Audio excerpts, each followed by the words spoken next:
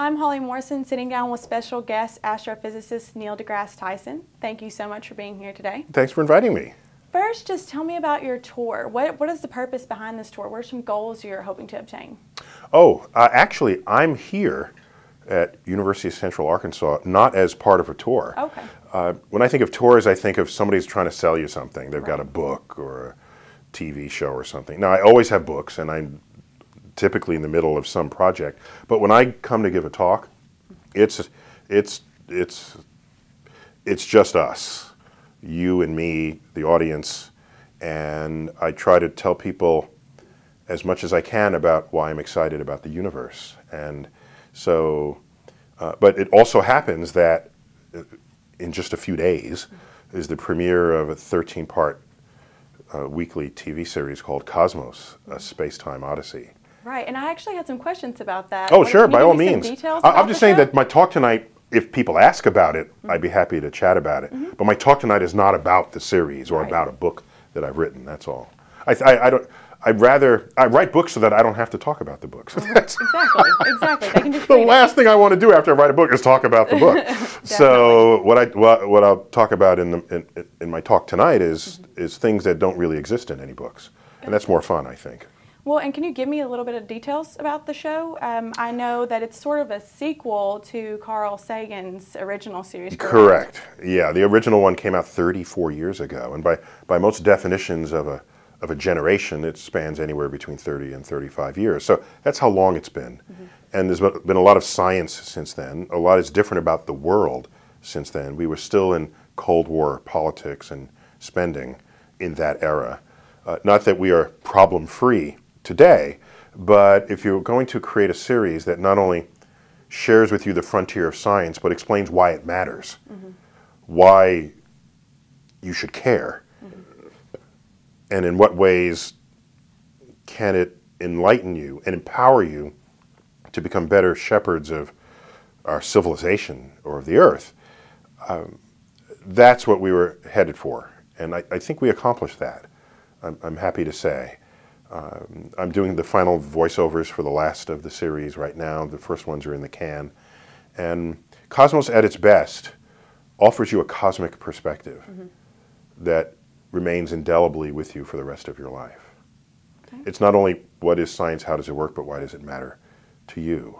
And stunning visual effects brought to you by people who normally bring their talents in that to feature-length films, telling dramatic stories of life and society.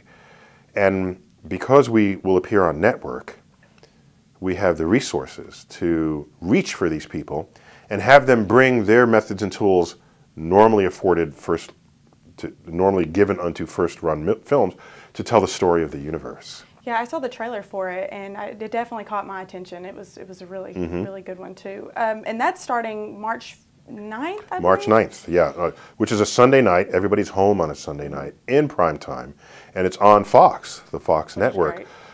In addition, it is within 72 hours or so of, well, within a week of the first airing here in the United States.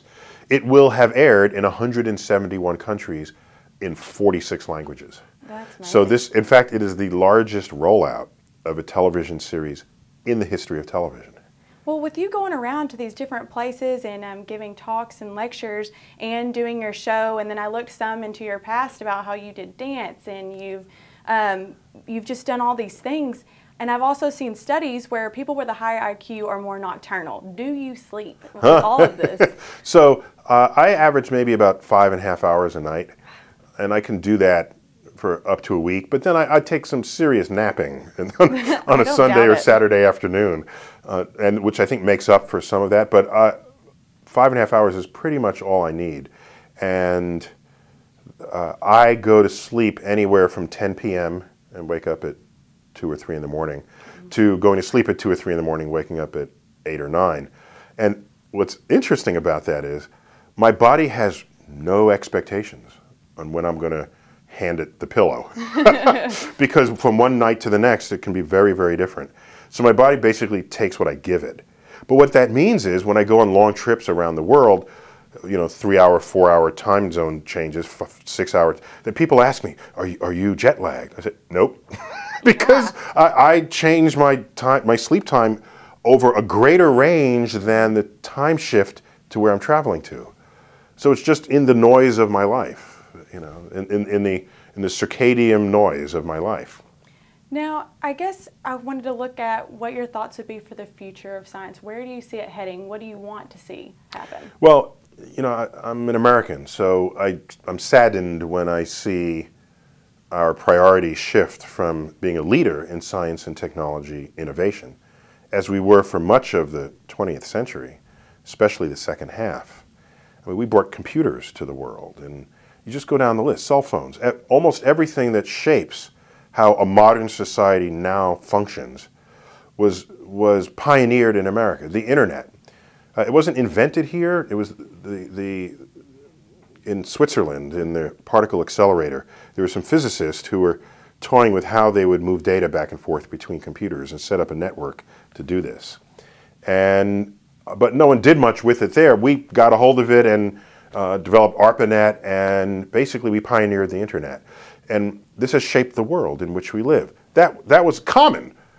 That was the kind of things that showed up weekly, monthly, if not weekly, back in the 20th century. Never thought I'd say it that way. Way back in the 20th century. So now I don't see that. Yes, all we want is the latest app for our smartphone. And when I think of innovation, I think of advances in transportation, in energy, in health, in the structures of cities and farms, and big issues that affect culture. More beneficial things than just an app on the phone. Right, exactly. And don't get me wrong, I love me some apps. You know, I like the next person. So, but that depth of innovation, I don't see that happening. And so as an American, I'm saddened. But as a scientist, I know no one country owns science. Science, in fact, it transcends national boundaries. So some other country is going to rise to the occasion, and they already have done so. You know, why is it that I'm reading headlines about the next discovered amazing particle, subatomic particle, and those headlines are from an accelerator in Switzerland? Or, you know, we're reading about rovers on the moon, and it's a rover launched by the Chinese. So they know the value of this, and they're moving forward. And I worry that our absence of moving forward ends up, in practice, by us moving backwards, relative to the forward-moving world. Speaking of being saddened towards where science, I guess, is kind of heading, it seems to be turning to a downward spiral on being important. What do you think about STEM, the STEM teachings? What are the positives and the negatives to that? Who says there's negatives about STEM? Right. I don't know I can't imagine that someone thinks that's a negative thing to do, to encourage people to become scientifically literate and STEM fluent. Doesn't mean you become a scientist. It means you think about it and you care about it and you understand what it is and how it works and why. That's all I'm asking here, because innovations in STEM fields, science, technology, engineering, and math, are the engines of tomorrow's economy. And America, last I checked, was a capitalist democracy, so people care about wealth. Often health follows good wealth. And to somehow sidestep or sweep under the rug what science is and what it can do for you, you're sowing the seeds of your own demise, your own collapse. And then you have certain scientific results that apparently don't agree with certain people's philosophies, be it political philosophy or religious philosophy or cultural philosophy, and so then they're in denial of it, as though the emergent truths of science should be subject to people's opinions. I don't even know what that means. What happens if you're gaining weight? Do you want to repeal gravity because you don't like what gravity is doing to you? That's what is tantamount is what it's become. And so what it tells me is that science is not treated in the way it needs to be in the school system so that as an adult, people can make intelligent, rational decisions based on what the methods and tools of science deliver to them. Now, through all the findings and discoveries that you've made, and you're doing all of these lectures and talks, I know you have to face some controversy, some people that disagree with you. How do you deal with this? Oh, I don't make statements that can be disagreed with. It's that simple. Mm-hmm. I'd make a statement, and then... And if they disagree with the facts, then... No, yeah, I mean, you're entitled, as they say, you're entitled to your own opinion. You're not entitled to your own facts. So I just put the facts out there, and then I go home. So I don't get into arguments. You've never seen me debating anybody about anything. There's a zillion, squillion hours of YouTube of me out there that people post. I'm flattered to learn that I'll give a talk and people post the YouTube. The fun part about that is I can give a talk that lasts an hour and a half, but they pick the best 2 minutes and put it online. So if you're YouTube surfing of my appearances, it looks like I give awesome talks. I'm not going to lie, before you got here, you were in there. You were in the lab in there. We were listening. So if you're skimming my best stuff, it's going to look really awesome, strung together. But I just give you information so that you can then make an informed opinion of your own. And I'm not going to beat you on the head. I will alert you of the causes and effects of action and inaction. All right, I'll give you a perfect example. People say, should religion be taught in schools or something? I said, well, in this country, what you teach in schools is locally determined. Mm-hmm. It's local. So if you want a school board that wants to do that, go ahead. There's a consequence to that. There's a consequence to doing it as a substitute for science class. Right? If you have some philosophies where you think you're getting science out of a document that was written thousands of years ago, you're not. I'm just alerting you of this. And the consequence of it is that you'll create a whole generation of people who will not be able to think scientifically about the world. And you will basically bankrupt your community. Because, as I said, innovations in science and technology, history tells us, derive from the fruits of tomorrow's economies derive from innovations in science and technology. So it's a free country. Go ahead and do. I'm not going to twist your arm. I'm just going to tell you the causes and effects. Then I go home. I'm not debating you. I'm not going to do any of this. It's my responsibility as an educator to alert you of the consequences of your actions as informed by objectively true things about the natural world. Speaking of these strings of interviews that we've done research on, looked up for you, I heard you mention physics envy. You've mentioned that a couple times. Can you explain that a little bit more? Well, I don't know if it's a genuine emotion felt by fields other than physics, but a very strong argument can be made to say that there is no understanding of biology without chemistry. And there is no understanding of chemistry without physics. So that physics is the foundational science of everything we know about how the world works. There are some exceptions to that. That's a very strong statement, and there's one or two exceptions to it, but by and large, it's a true statement.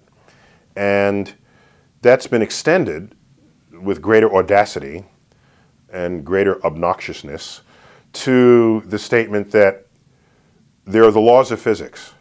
After that, everything else is opinion. And that's actually a pretty true statement, because there's the way nature must be, based on our observations of it, that enable us to understand what has happened and predict what will happen in the future with high precision and accuracy. After that, what are the things that shape our lives? It's love and hate and politics and religion and longings and all these things that have abstractions that lend themselves, by the way, to brilliant literature. I mean, the conflict between human emotions is the stuff of great literature. So I'm not actually value judging one or the other. There's some very important things about people who differ in their opinions. It can offer insight to a third person listening to those opinions being being bandied back and forth. So art comes from our deepest inner creativity, art at its best. And I don't know that you can analyze the beauty of a painting, not yet for sure, with the laws of physics. So life is a combination of all of the above. But the physics envy are those fields, especially social sciences, and fields where their subjects are human beings. What a messy subject that is. I mean, physics, I got a test tube, I got a lab, I got a telescope, there's a black hole. I got this, all right? Yeah. And I got to study the conduct of humans and make theories about it. Unpredictable. These are fuzzy theories, all right? You might get some broad sense of how people behave, but the psychological sciences, the economic sciences that try to predict human behavior, there are some truths that emerge in there, but at the end of the day, when your principal subject behaves according to their own free will, there's where the physics envy comes in. And under physics, I know sorry, I keep interrupting. Part of the envy is they attach the word science to their field. Okay. Social sciences, right? They're not content with sociology, they say social science, economic sciences. That's an expression of some of that envy, wanting to join the physical science club where you can make real statements. So that's how we can send a rover to Mars and have it land within just a couple of meters of the target spot after it went 100 million miles.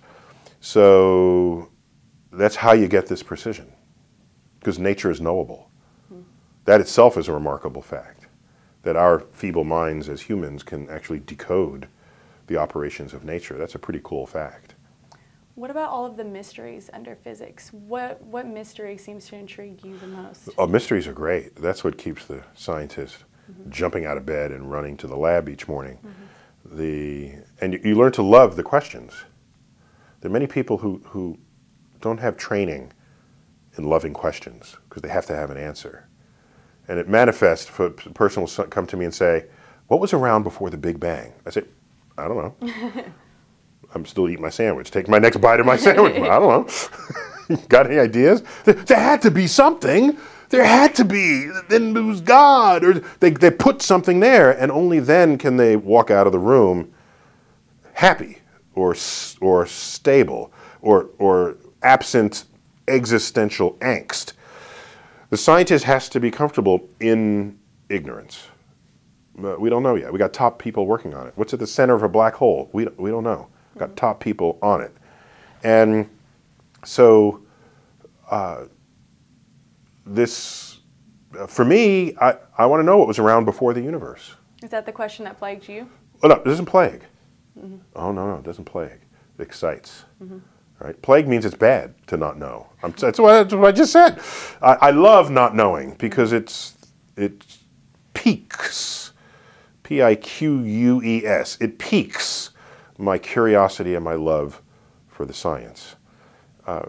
So it was around before the universe. How did you go from organic molecules to animated, metabolism-driven, self-reproducing life? That transition remains a mystery. Earth apparently didn't have much trouble doing it because it happened relatively quickly in the fossil record. But just because we can't figure out doesn't mean nature found it hard to do. All right? So that's another frontier. Dark matter, dark energy. Are there other families of particles out there we have yet to discover? These are the sort of questions that drive me.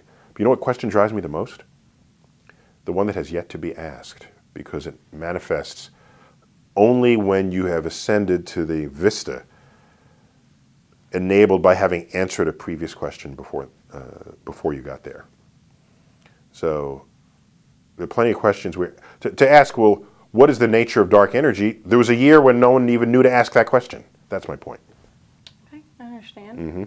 And I also got some questions gathered from a professor here in the physics department and some students just to ask you what they wanted to know. Bring it on. And one would just be simple. What would you say to a student in high school planning to make science, especially physics, a career? I'd say go for it. I would say You do physics not because it's easy, but because it's hard. Ask around your school. Most people are taking classes when you have the option to take one class or another. Most people, from what I've seen, are taking classes that they have judged to be easy so that they could get a high grade. Biggest mistake. So that they can graduate with a high GPA. Because the system of education rewards high GPAs, but the system of life rewards tenacity, rewards your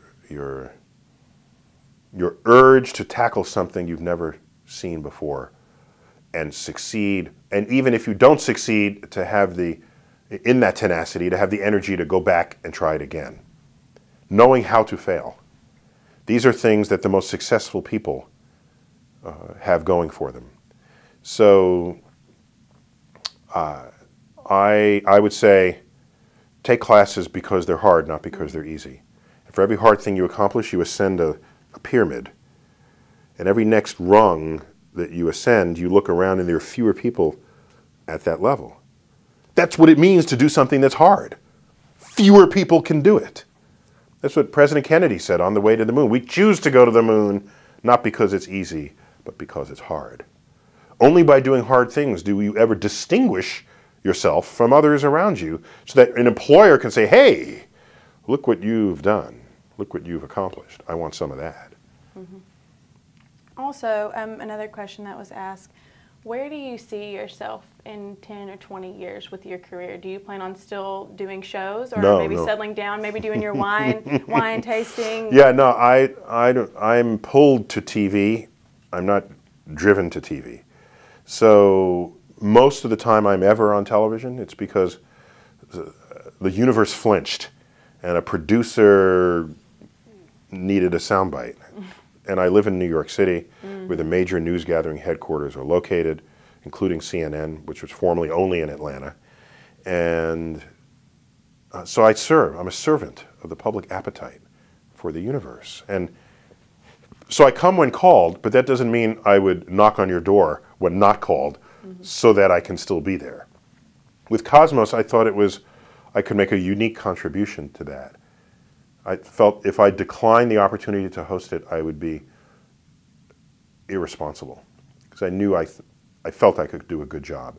And I have this sort of pedigree overlap with Carl Sagan, not only in our professional profiles, but I was a 17-year-old kid and he invited me to his lab to tour it, to decide whether I wanted to attend Cornell University, where he served on the faculty. He sent me a letter on his own after he saw my application to college. And who was I for him to do that? I was just some kid from the Bronx, New York. But then you decided on Harvard. Yeah. Well, because I was a geek kid, so you can't laugh after I tell you this. Well, you couldn't have been too much of a geek. You did do wrestling too. Oh yeah. No, but geek. If you're card carrying, you're card carrying. So here I have this invitation from Carl Sagan to come to Cornell.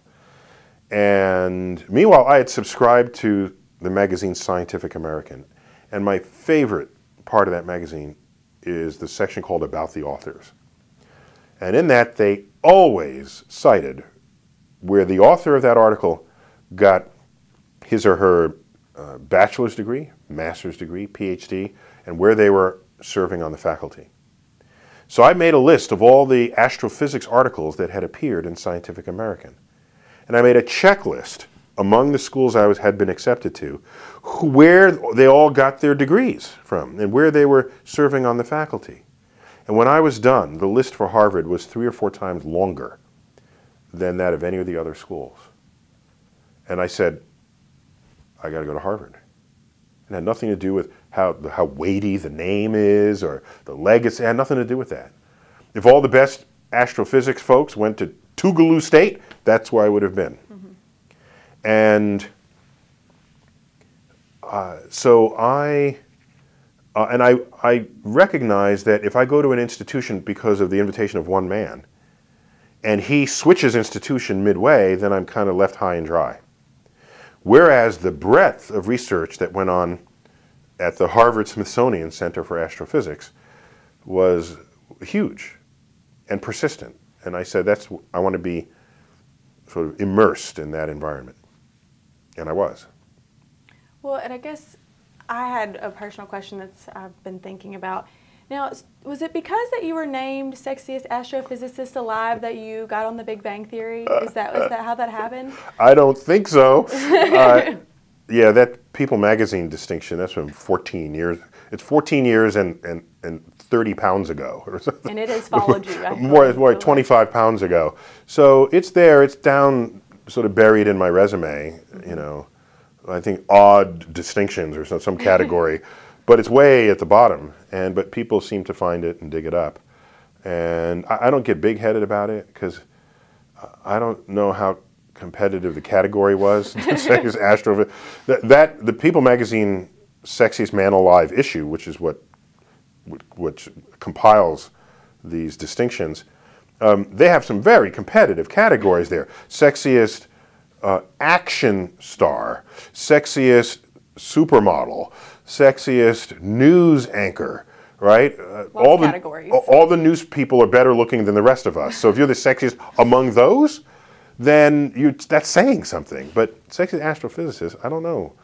It's still a pretty big title. I'm sure your wife was very excited to hear it. Well, I called her up and said, well, will I be posing with clothes on or off?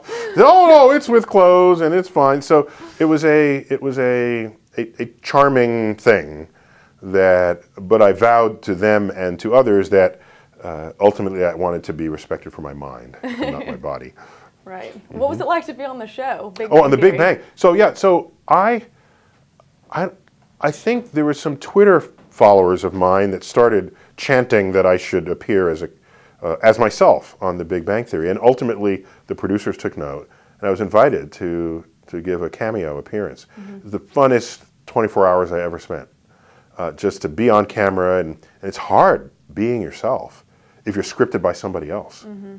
That was hard, and so I said, well, to have some fighting chance that this would work, let's have me utter sentences that I've uttered before, and there is no sentence with the word Pluto in it that I haven't uttered. So we orbited my script around a Pluto theme, mm-hmm. and because I was an accessory in the demotion of Pluto, so I've had a lot of press and you killed a lot of childhood dreams. Exactly, and adults, grandparents, parents, and children alike.